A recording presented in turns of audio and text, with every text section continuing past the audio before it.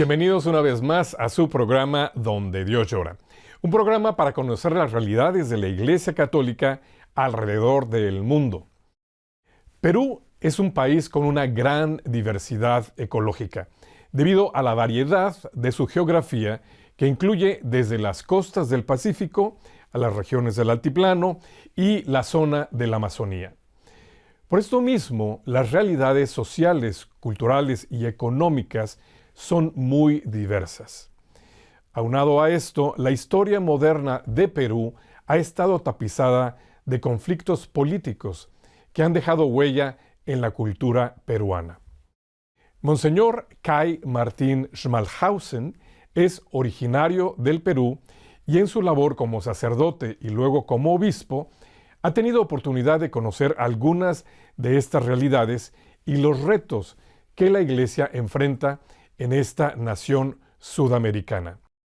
Estuvo a cargo de la prelatura de Ayaviru en el departamento de Puno, al sur del país, hasta el 2021. Con esta trayectoria de trabajo pastoral, Monseñor Schmalhausen nos ayudará a conocer las realidades de la Iglesia en Perú en la tercera década del siglo XXI. Monseñor, bienvenido a nuestro programa.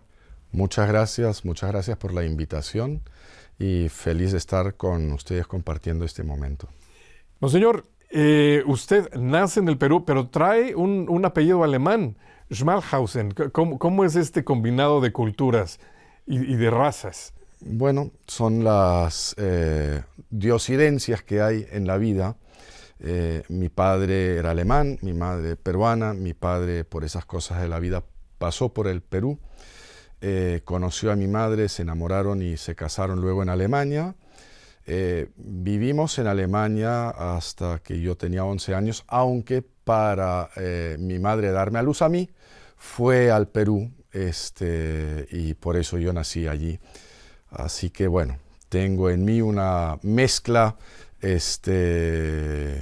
bastante bonita de lo peruano y alemán. Muy bien, con las virtudes de ambas culturas. Y bueno, Monseñor, usted se ordenó sacerdote en 1989. Sí. Y fue asignado a trabajar en Callao, que es uno de los puertos más importantes, no nada más de Perú, sino realmente de toda Latinoamérica. Y generalmente los puertos, las ciudades portuarias, tienen retos particulares por la cuestión social, económica, moral, inclusive. ¿Cuál fue la realidad que usted encontró en su trabajo en Callao? Bueno, mi trabajo en el Callao fueron los primeros 13 años de mi sacerdocio. Yo estaba muy, muy feliz, me sentía muy dichoso.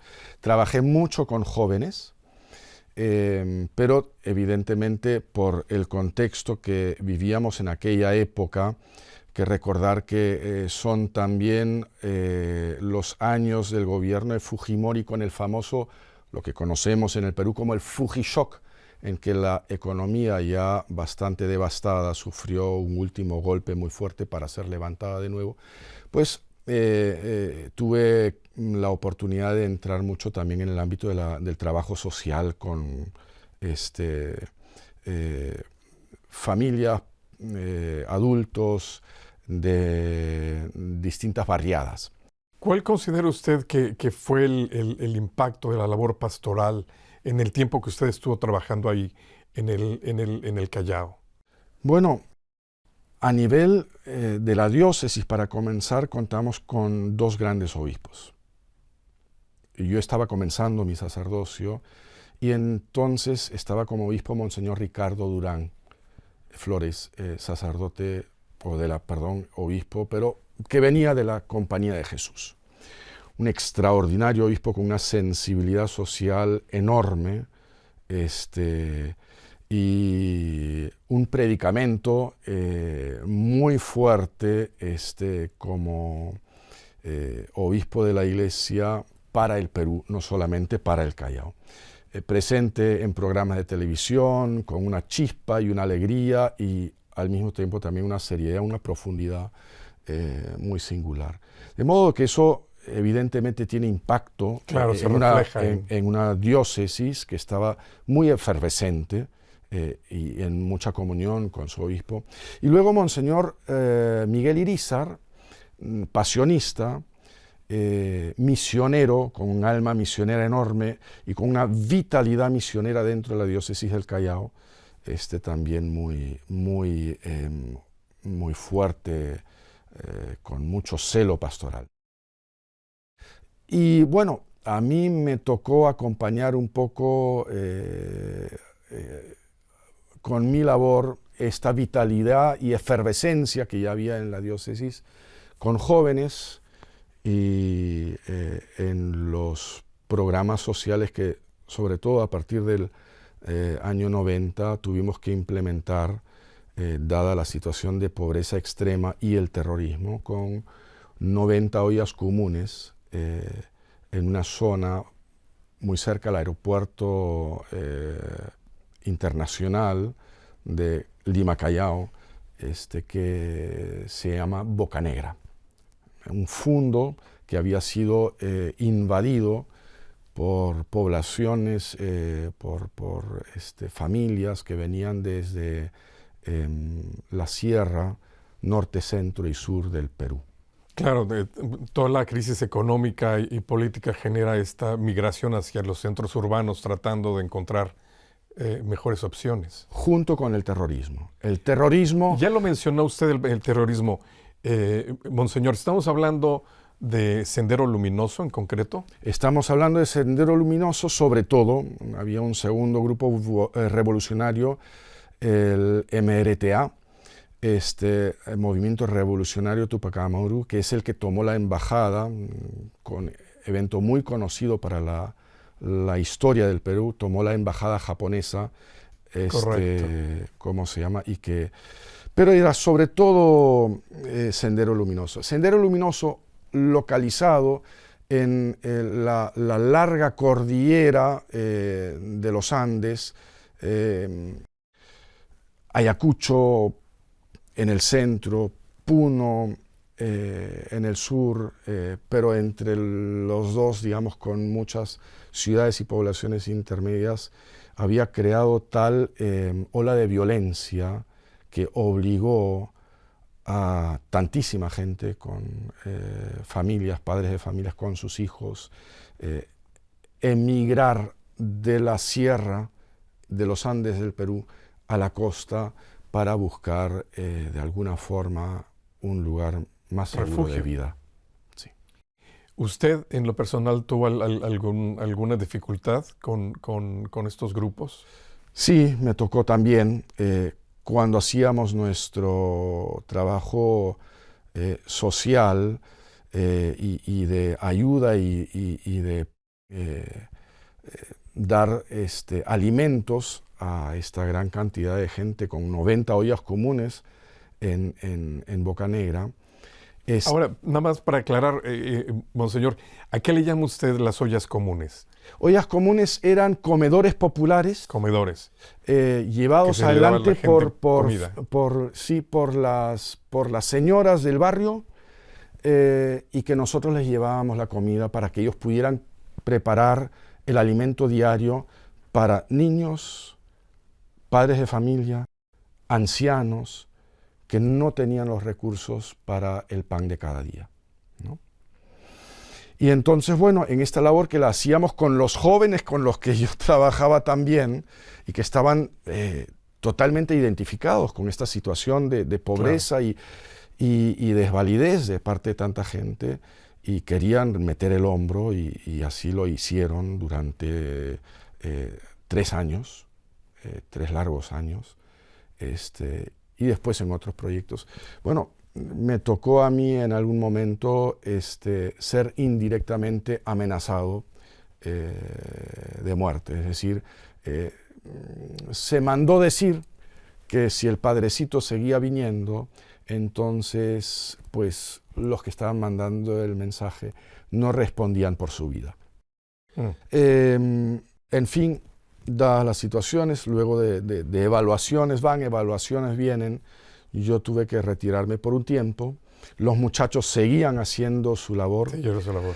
Las señoras fueron las que levantaron la voz realmente y en cierto sentido hasta arrinconaron un poquito a estos terroristas porque querían ellos a toda costa cortar la ayuda social, de alimentos, de comida, que se les brindaba a la población allí presente y evidentemente la población indignada porque se les estaba regalando el pan de cada día que les faltaba en la mesa y vuelvo a repetir, sobre todo las mujeres, con mucha energía y fuerza, pues en las asambleas que a veces se organizaban, levantaron su voz y de esa manera permitieron que el trabajo, aunque yo no pudiera estar presente, siguiera adelante.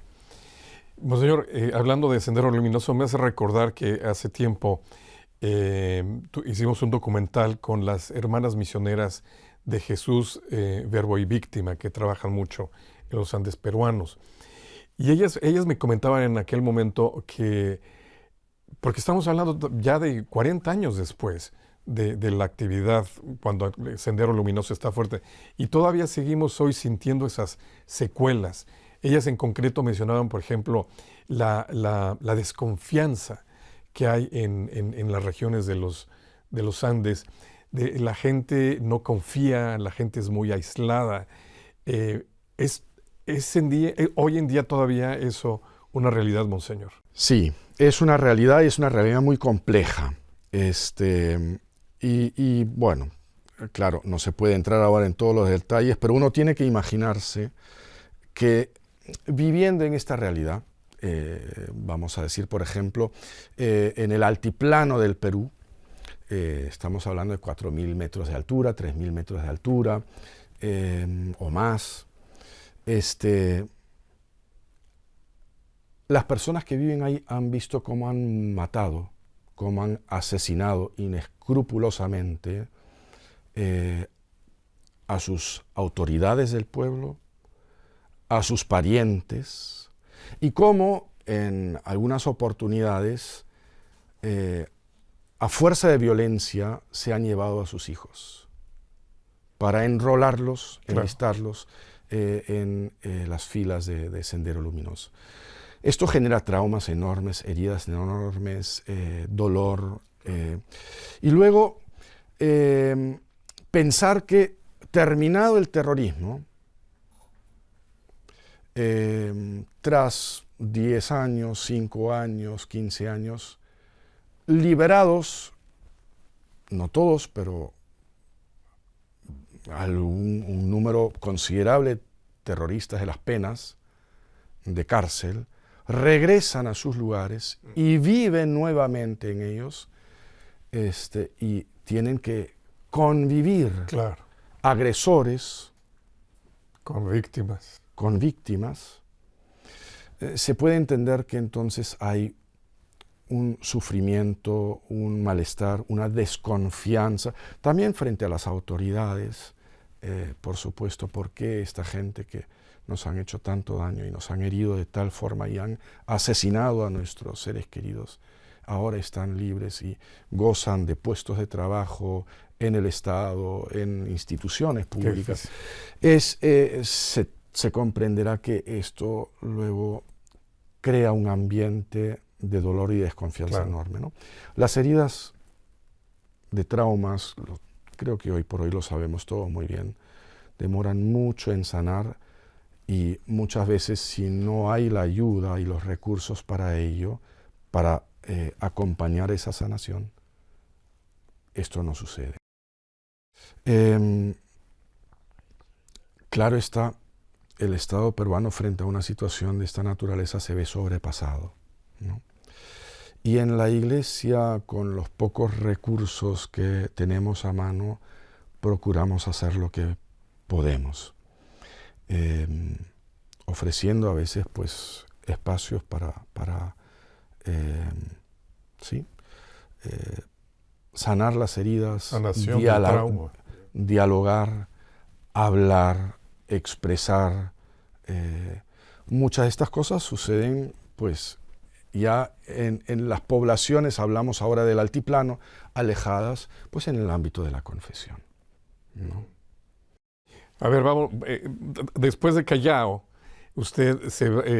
lo asignan a Arequipa, que también es una realidad completamente distinta de donde viene. En Arequipa, ¿qué es lo que estuvo haciendo usted, monseñor? Estuve ahí 3 años y me dediqué a la docencia. Enseñé en el Instituto del Sur, un instituto superior, y en la Universidad San Pablo, una universidad ética. Y luego estaba dedicado a la enseñanza y también como director al Instituto de Matrimonio y Familia, que también está ahí en la ciudad de Arequipa. Y fue, bueno, una experiencia dichosa, feliz. La enseñanza, la docencia es una cosa maravillosa. Y luego entrar en contacto con la realidad de la familia, también para un sacerdote es enormemente enriquecedor. Claro. Porque no solamente se enseña, sino que en diálogo con parejas de matrimonio, ya sea creciendo y madurando en su vida matrimonial y su vida de fe, ya sea en crisis, pues nosotros los sacerdotes aprendemos muchísimo. Claro. Y nos vemos enriquecidos enormemente. Así que realmente fue una experiencia de mucho gozo que atesoro hasta el día de hoy, claro. Entonces, después de 3 años en Arequipa, lo ordenan obispo en el 2006, si mal no recuerdo, y después su santidad Benedicto XVI lo asigna a la prelatura de Ayaviri. ¿Y qué es la realidad que encontró ahí, monseñor? Porque también volvemos a lo mismo, en esta diversidad geográfica del Perú encuentra otra realidad completamente diferente y por lo mismo retos muy particulares de la Iglesia. Sí. Pues el primer reto fue muy personal y para mí. Yo venía de la vida en ciudad, toda mi vida en ciudad.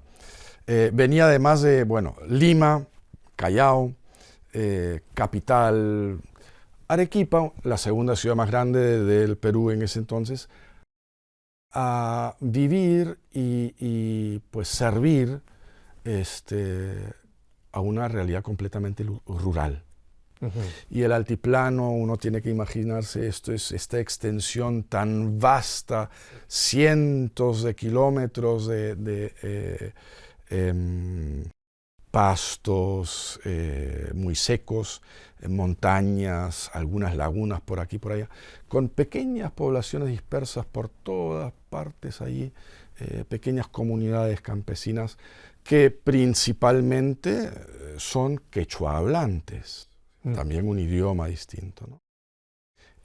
Fue un enorme desafío para mí, evidentemente, humanamente hay la necesidad de un proceso de adaptación que toma su tiempo, pero luego, claro, encontrarse con una iglesia particular, una prelatura, que en cuanto a prelatura es una iglesia que todavía necesita de maduración para llegar a ser diócesis, con desafíos de evangelización, de trabajo pastoral, de incrementar o poco a poco, digamos, hacer crecer el presbiterio, ¿no? Los sacerdotes, preocuparse por ellos, por su bienestar. Se vive en mucha soledad.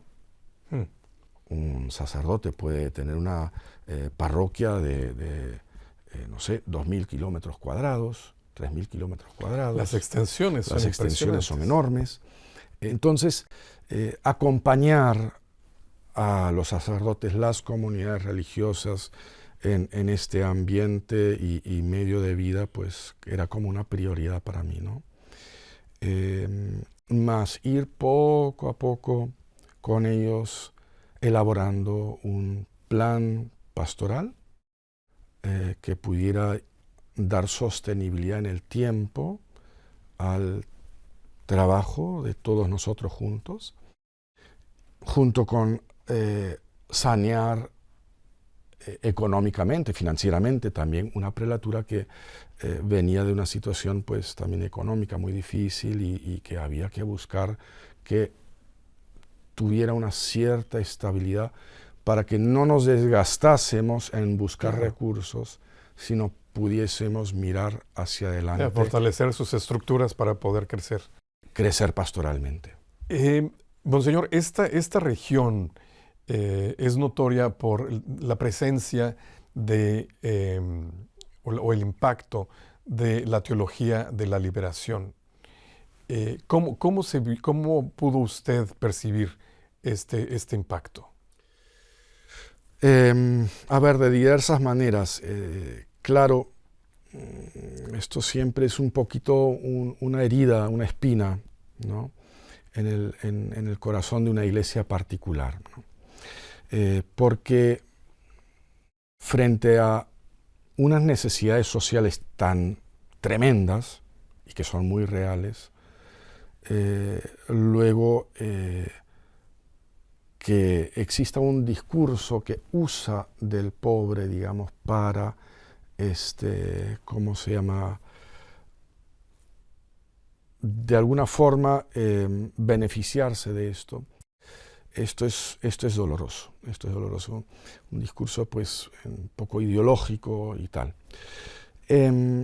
Y claro, la verdad que venía un poquito advertido también de que había que sanar esta situación, ¿no? Fue un proceso doloroso, difícil, situaciones también con algunos sacerdotes a veces muy tensas y que para un obispo, quieras o no, digamos, pues constituye una situación de dolor tener que pasar por esto. Pero en fin, poco a poco, digamos, había que poner el acento sobre las íes, es decir, esto es lo que creemos, esto es lo que rezamos y celebramos, esto es lo que vivimos y predicamos, esto es lo que regalamos y damos como parte de nuestra vida, ¿no? Entonces, bueno, fue difícil. Creo que son procesos de los que hay que aprender mucho, ¿no?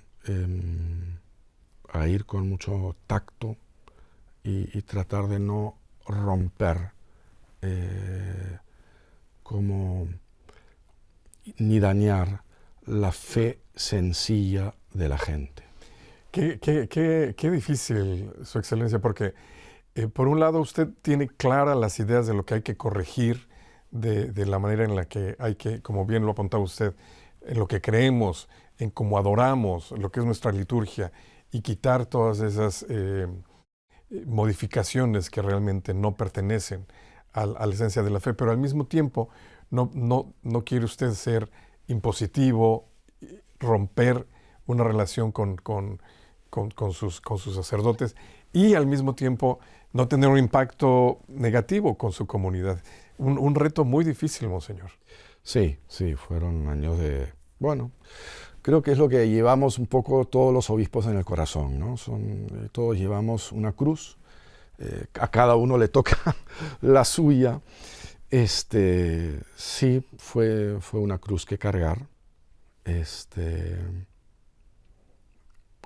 Mirando retrospectivamente, siempre uno puede decir, hubiera podido hacer esto y esto y esto mejor, claro, ¿no? Pero al final, mirando retrospectivamente, pues tengo que darle gracias al Señor. Se llevó a revertir esta situación. Hay hoy por hoy en Ayaviri un clero muy bonito. Están esperando su nuevo obispo con mucha ilusión.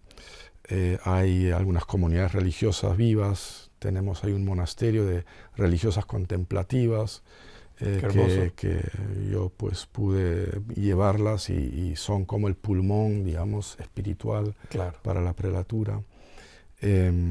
Hay una actividad de catequesis que entre los chicos, los jóvenes, que está ahí presente, animada por sacerdotes y religiosas.